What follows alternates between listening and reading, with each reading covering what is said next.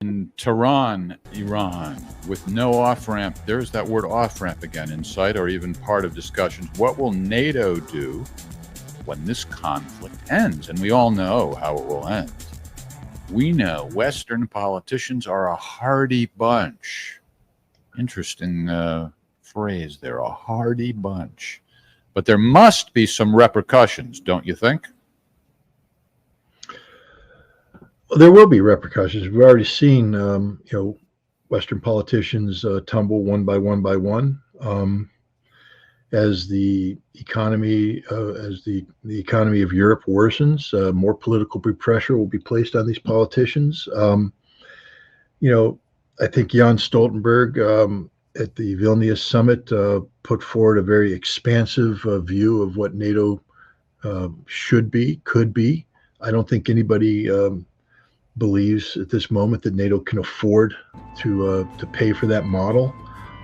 Germany's already started to walk away from its promise of €100 billion new army. They don't have an industry, they don't have money. They're saying, well, we're not going to be able to make that goal. France just signed a very ambitious military expansion program. I'd like to see how they're going to pay for that, especially now that there's so much unrest in the streets over pension reforms and things of that nature.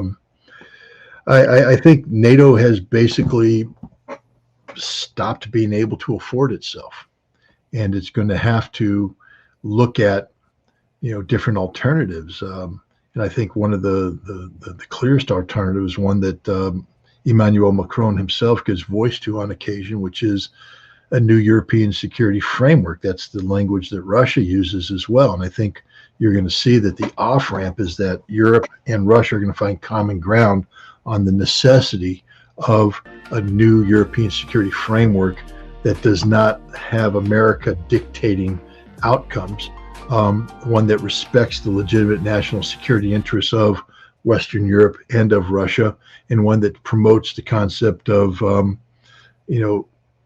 peaceful coexistence. And I think that's the outcome, but it's an outcome that can only occur once Russia wins. And NATO has to wake up one morning, dealing with the reality of a Russian victory, not just the possibility of a Russian victory.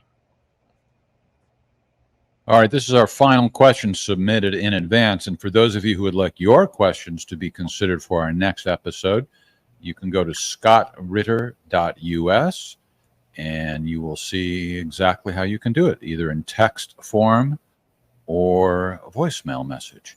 And after this one, we'll take some of the live questions coming in from folks who are watching on our various social media channels. I think that's what the kids call them. We're on the World Wide Web, even Twitch, with the gamers.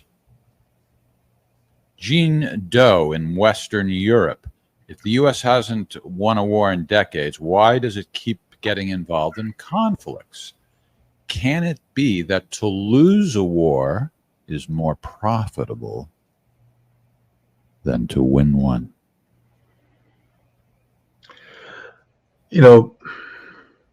This is a theme that a lot of people put out there about the profitability of war, etc. A war itself is not very profitable. It does a lot of damage to a nation's economy, etc. It's the build-up to a war where the profit is made, where it's the promotion of war minus the war is where profits are made. But war itself just chews through resources, and it leads to an artificial skewing of the economy that's not sustainable in peacetime. And I can just, first of all, I was involved in a war that we won. So, it's tough for me to to talk about losing a war because I haven't. But others have. But we didn't lose them militarily. We lost them politically. We lost the will to continue. It's not as though the Taliban beat us on the battlefield. The Taliban prevailed on the battlefield by outweighting us, outlasting us, making sure that we are the ones that lost the domestic political will to continue the fight. The Taliban never quit. The same thing in Iraq. It's not as though the insurgents beat us. ISIS didn't beat us. Nobody beats us. We beat ourselves. So we don't go into wars to lose. I can just tell you that there's not a military man alive that says, yeah, that's what I do. I go to war to lose. But I thought that he was referring to weapons manufacturers. I mean, win or lose, the people who are selling weapons make money. Isn't that what the questioner meant? No, he's talking about profitable for a nation, that the nation goes to war. First of all, weapons manufacturers don't send us to war. Can it be to lose a war is more? Well, we don't really know. He didn't really say that in that second question there. He doesn't say profitable. He doesn't even mention weapons manufacturers. He says the U.S. hasn't won a war in a decade. Why does the U.S., keep getting involved in conflicts? Therefore, we assume that it is the unspoken subject of the next sentence. Can it be that to lose a war is more profitable than the win one? Goes back to the U.S. There's no mention of military-industrial complex. Yeah, well, you're acting like you're his editor. Maybe he's not the world's greatest writer. I just think that may be what he meant. But even then, I disagree. But the maximum profitability for a defense contractor is in the lead up to war, not in the war itself. Mm-hmm. And again, defense contractors don't make policy. Just simply don't. They don't have that power. They make money. That's what they're there to, but they don't make policy. And we don't go to war because a defense contractor says we have to go to war. That has never happened, ever. There's a lot of people out there with their conspiracy theories about this. That's not how it works. Raytheon is not at the in the White House Situation Room when decisions are made to use force. Raytheon is an outside consultant that's brought in beforehand to talk about building weapon systems, and afterhand, to talk about expansion of manufacturing capacity. But a decision to go to war is made on a national security basis that has nothing to do with the profitability of defense contractors. It might have something to do with the profitability of the nation, but not that. We go to war to win wars. Plain and simple. No one will ever be able to convince me that a president of the United States made the decision to deploy American troops for the purpose of losing so that we could make money. That never happened. Enough said. All right, let's take some questions coming in live on our various social media channels. One thing I would like to know is the true casualty numbers. This is from Beast Mode, who's watching on Twitch. All Western media says Russia has sustained more, while Scott and McGregor say 300,000 plus for Ukraine. That seems way too high. Well, Beast Mode, I've already talked about this. I've spoken in depth on numerous occasions. I've written articles about it, about my experience in working the Janus supercomputer and simulating the Marine assault breach operations against the Iraqi defensive lines, and what went into that, and the various calculations, probability kill factors, force structures, etc. I've already talked about this. I talked about how I approached this, and I am 100% confident in my methodology, and I'm very confident in the outcome. If you don't agree with me, that's your business. I'm not here to convince you. I told you how I do it. If you think it's way too high, what's your methodology? Study's on fire. VTXT 1104. What happened to the nukes that were stationed in Ukraine when, I don't know what that's supposed to say, when the USSR split up? That's not good grammar, but maybe you can figure out what the question is. Well, ultimately, the nukes were returned to Russia. The Ukrainian government knew from the very start that it wasn't going to keep nuclear weapons. There's a lot of talk here about, I think it's the Budapest Memorandum, 1994, that basically Ukraine said, we'll give up our nuclear weapons, but in return, we get these assurances. That ain't what happened, people. Stop reading Wikipedia. Do your own research. What happened is the Ukrainians knew from day one that they weren't going to be allowed to retain this. Why? Because they didn't have control of them. The strategic nukes were under control of the Russians. And the Russians basically told the Ukrainians, if you make a move towards these nukes, we'll take you out. because you aren't going to have nuclear weapons. Every one of these nukes, that the strategic ones are under Russian control. There were other tactical nukes, but all the PAL devices, the safety devices, the codes and everything were in Russian control. The Ukrainians never once had access to a viable nuclear device. All of the nuclear weapons were under control of a special KGB directorate that responded to Moscow, not to Kiev. And so they knew they were going to have to give them up. And they were looking for ways. What they found out is that there was money to be made here. And so they extorted Russia, they extorted the West to get money. That's it. If you look at the negotiating history of this memorandum, it's all about Ukrainian extortion. That's it. They extorted the world to get money, to get debts paid off, to get the Russians to give them more money. And then they gave up the weapons, which they were going to give up no matter what. That's what happened to the nukes. Ann Moss handling the backstage duties tonight, most ably as always. Thank you, Ann, for your good work. Next question comes from Mother Goose 3 on Rumble. What is your take on events taking place in Syria? Is the escalation taking place there an effort to force Russia to focus on multiple fronts? Russia's a nation that can walk and chew gum. It's not like they can't maintain a military presence in Syria independent of what's going on in Ukraine. The Russians have sufficient military force in Syria to do the military tasks that they've been assigned. I think what's going on in Syria isn't so much that the West is trying to put pressure on Russia, but it's Syria and Russia putting pressure on the West. The idea is to get the United States to be overstretched, and it is the United States that's overstretched. It's very difficult to sustain the American military presence in Syria. In order to do that, we have to have a viable military presence in Erbil in northern Kurdistan, in Iraq, and then that is sustained through a lengthy line of communication with Kuwait, and Kuwait is sustained by an active air and sea lift in there. So it's a very long and cumbersome communication channel. Then a similar one goes through western Iraq up to Tamf, which is a border town that the United States has put an enclave in, and the Russians in particular are trying to get the United States to back away from Tamf because the Russians don't like the idea of American air power operating over Tamf.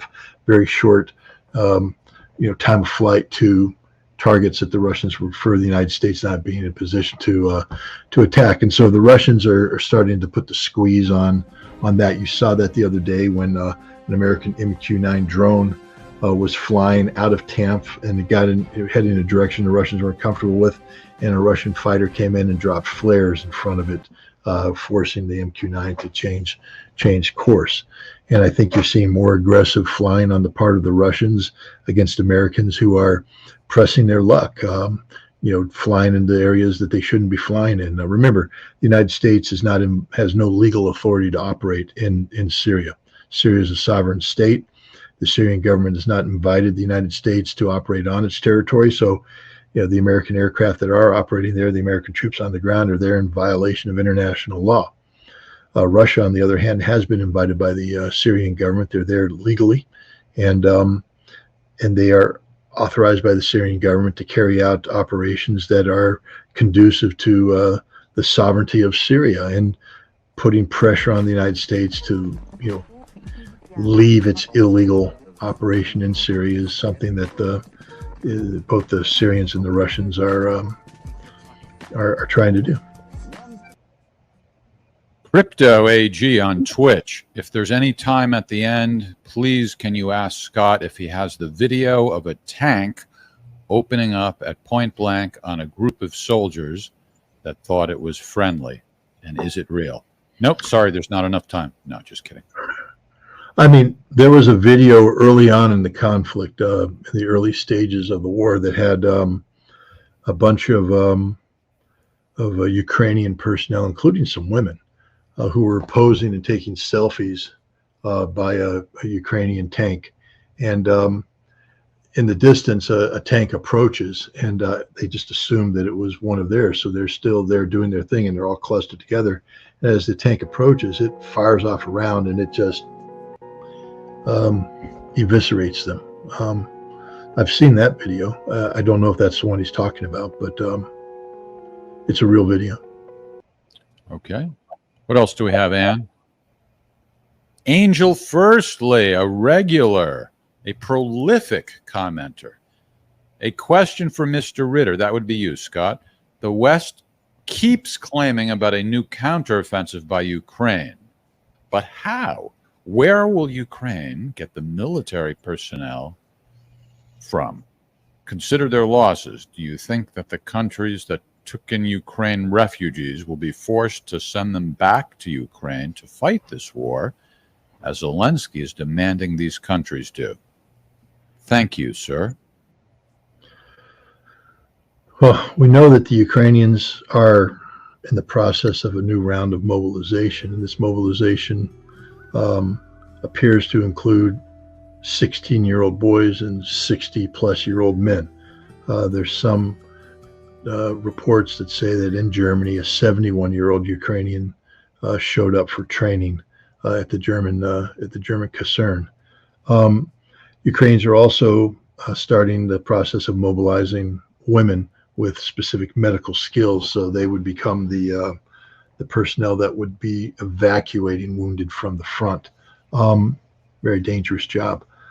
But this is it. Now, then, there are, in Poland, there's reports of, some 80,000 men of military age, Ukrainian men in Poland, who fled Ukraine when the war started. And some believe that the number is much larger than 80,000, and that's a lot of guys. Is Poland going to go and forcibly evict these people? I think that's asking for too much, but I think what will happen is that these people, if they have law enforcement contact, a speeding ticket, stopped for drunk and disorderly, and the law enforcement finds out that they're Ukrainians who are there and they don't meet one of the, there's several exceptions to it. Single fathers, a father with 3 or more children, somebody who works as a driver for the delivery of humanitarian goods, things like this. If you don't meet one of these criterion and you get stopped by by Polish law enforcement, I think they will probably return you to Ukrainian authorities.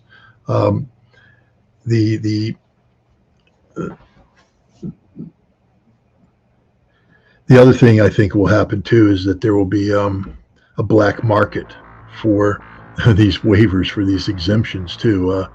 Now that Ukraine's looking to get these guys out, Poland is sitting there, and if I were a corrupt Polish official, I'd be in the business of handing out documentation that prevented me from being returned to Ukraine. So I don't think Ukraine's going to get very many people being returned to them from that source. I think this is a political move on the part of Ukraine to make it clear that they aren't going to tolerate these people running away from their military service any longer.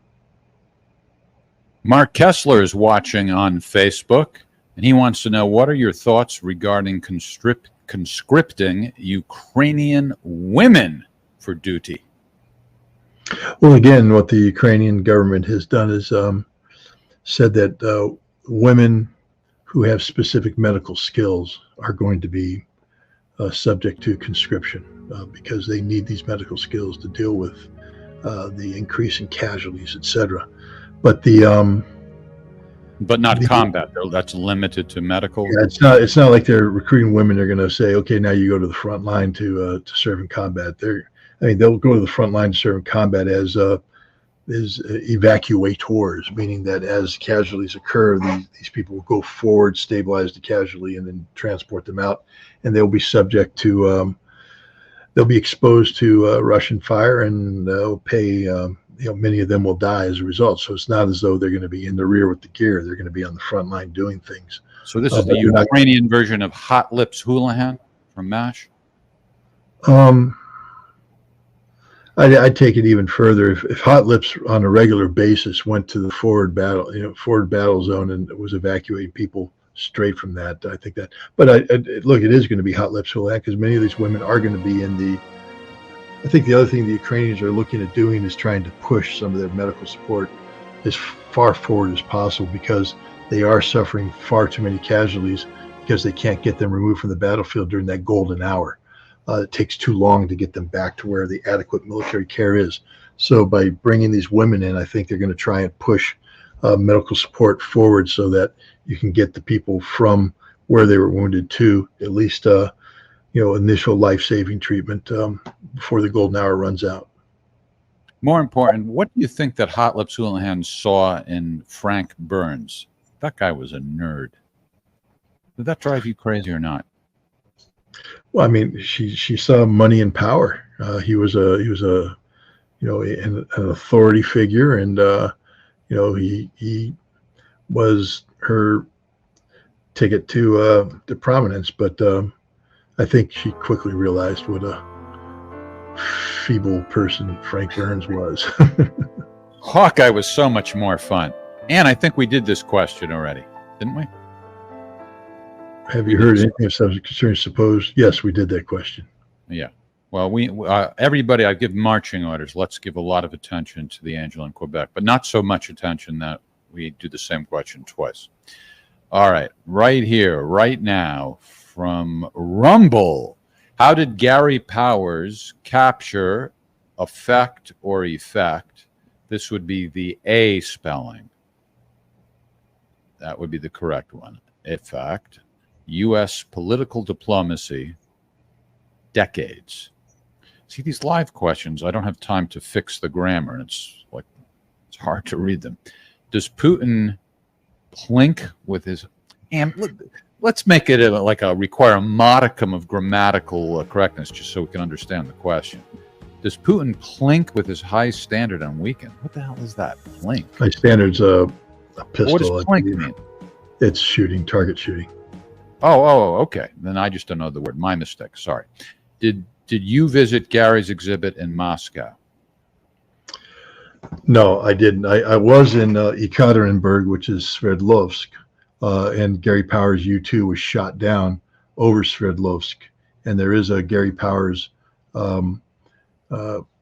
display there. But in Moscow, I did not. If I ever have the opportunity to return to Moscow, I will make sure that I spend more time visiting the various military museums. That would include that. Look, the shooting down of Gary Powers put U.S.-Soviet relations on hold at a time when Dwight D. Eisenhower was considering possible venues to improve relations. The shooting down of that brought an end to that, and that carried over into the Kennedy administration and led to some of the breakdown in discussions that maybe had they been going, we could have prevented the Cuban Missile Crisis. So yeah, Gary Powers' shoot down had a detrimental impact on this. It also had a detrimental impact on, because prior to Gary Powers being shot down, there was this Texan piano player known as Van Cliburn who went over there and did his own little thing and started to, he won the hearts of the Soviets and was well received here in the United States for having the courage to go and open up relations, and all that got thrown out too because of Gary Powers being shot down. Have you guys figured out what you will do for episode 100? Yes. Instead of the one measly, tiny, girly sip that Scott took tonight, he will take 3 full-throttled shots, and we will cry and tear and have a virtual hug. That's what I propose for episode 100. At the very least, what do you say? Jeff, I respect you, and I will take everything you said under consideration. But I doubt it. Wouldn't feel so all alone.